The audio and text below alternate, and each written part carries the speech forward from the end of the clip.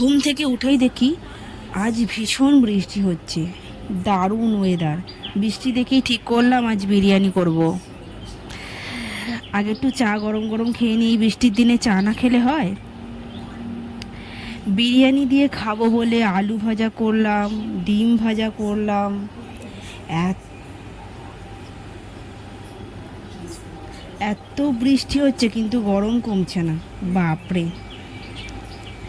এই দেখো আমি বিরিয়ানি করলাম, না মানে এটা বর্ষালি বিরিয়ানি। কি করে?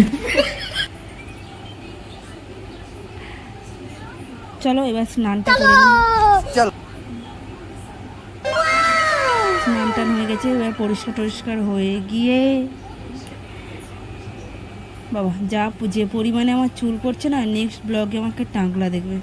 কি করে?